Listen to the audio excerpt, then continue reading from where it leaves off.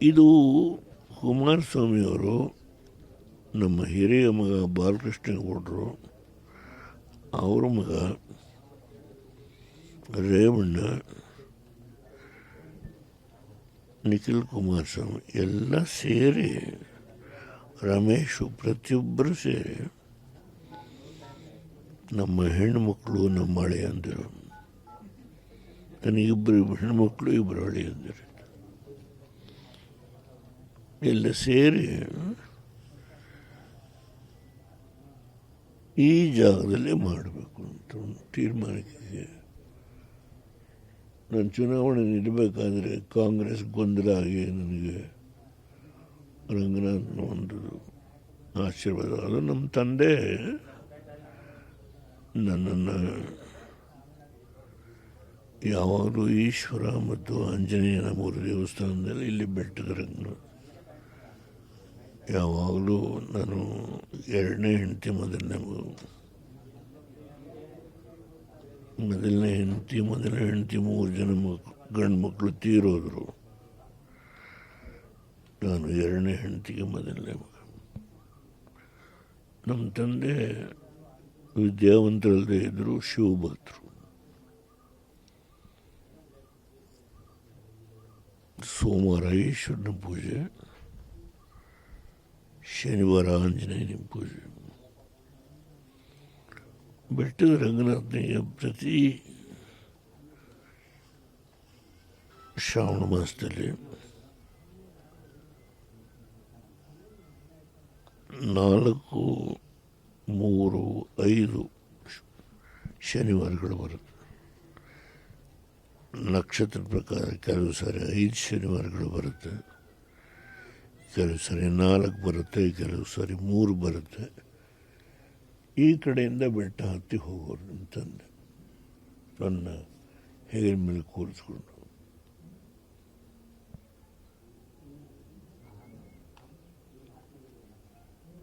ನಾನು ಚುನಾವಣೆಗೆ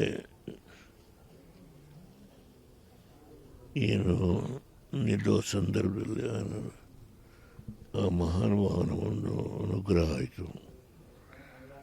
ಅದು ಅವನು ನನ್ನ ಪಕ್ಕದಲ್ಲೇ ಇತ್ತು. ನಾನು ಇವ್ರನ್ನ ಪಡೋಲಿಪ್ಪೆ ತೋಟದಲ್ಲಿ ಸಮಾಧಿ ಮಾಡಬೇಕು ಅಂತ ಯೋಚನೆ ಮಾಡಿದ್ದೆ.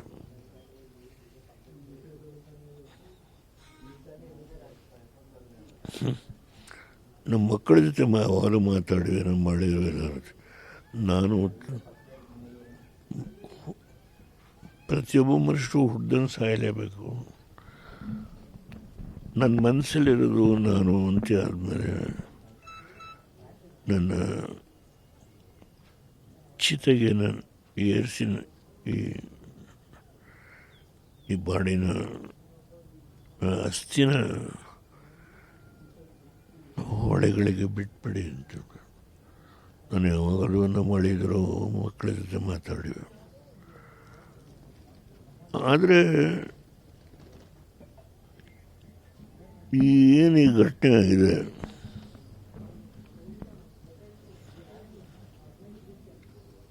ಅವನೇನು ನಾನೊಬ್ಬ ಸಾಮಾನ್ಯ ರೈತರ ಮಗನಾಗಿ ಪ್ರಧಾನಮಂತ್ರಿ ಹುದ್ದೆವರೆಗೂ ಏರಿ ಈ ದೇಶದ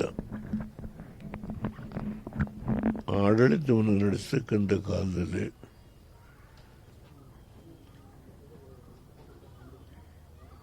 ನನ್ನ ಶಕ್ತಿ ಮೀರಿ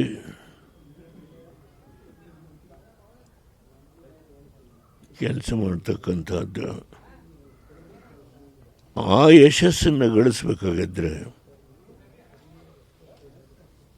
ಈ ಹೆಣ್ಣುಮಗಳ ಕಾರಣ. ಇವತ್ತೇನು ಆ ಭೂದೇವಿಯ ಗರ್ಭದಲ್ಲಿ ಮಲಗಿದ್ದಾರೆ, ಆ ಭೂದೇವಿಯ ಒಡಲಲ್ಲಿ ಸುಖನಿದ್ರೆ ಚಿರನಿದ್ರೆ ಮಾಡ್ತಾ ಇದ್ದಾರೆ. ಅವ್ರ ಕಾರಣ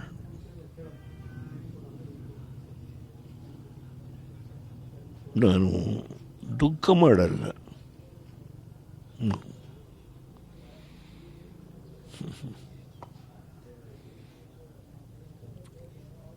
ಆದರೆ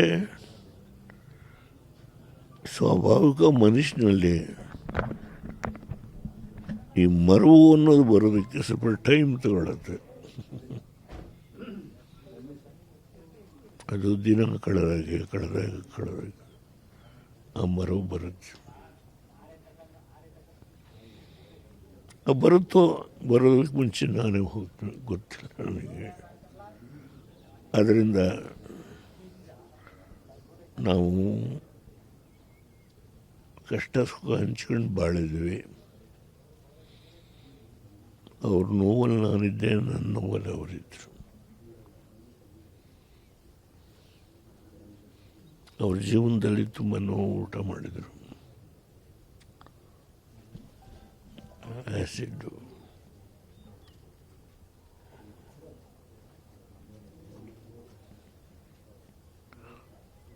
ಹರ್ಪಿಸ್,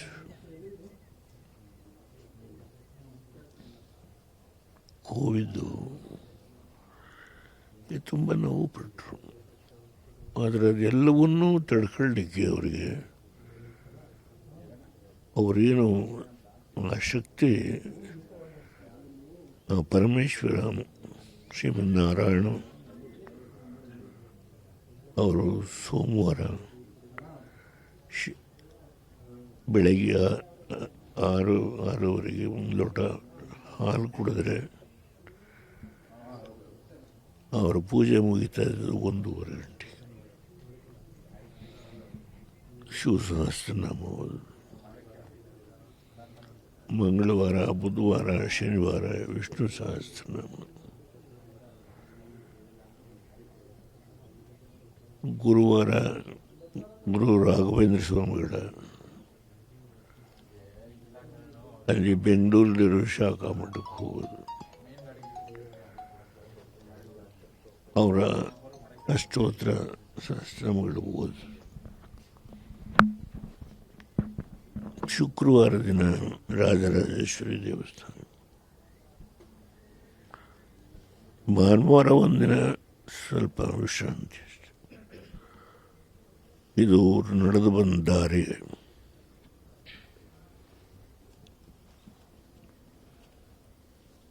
ನನ್ನ ಶ್ರೇಯಸ್ಸಿಗೆ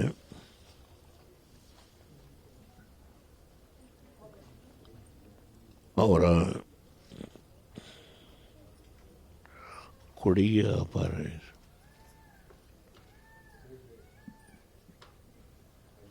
ನಾನು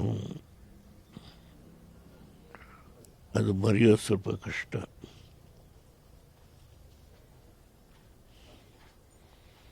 ಆದರೆ ಅವರು ನನ್ನನ್ನು ಬಿಟ್ಟು ಬಹಳ ದೂರ ಹೋಗಿದ್ದಾರೆ. ನಾನು ನನ್ನ ಅಂತ್ಯದಲ್ಲಿ ಯಾವ ರೀತಿ ಆಗುತ್ತೋ ನನಗೇನು ಗೊತ್ತಿಲ್ಲ. ಅದರಿಂದ ನಾವು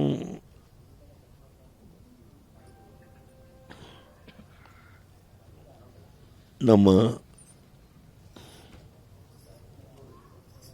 ಶೃಂಗೇರಿ ಜಗದ್ಗುರುಗಳು ಯಾವಾಗಲೂ, ನಾನು ಶಂಕರಾಚಾರ್ಯರನ್ನು ನೋಡುತ್ತಿಲ್ಲ, ಬಟ್ ಅವ್ರ ಬಗ್ಗೆ ಓದಿದ್ದೇನೆ. ನಾನು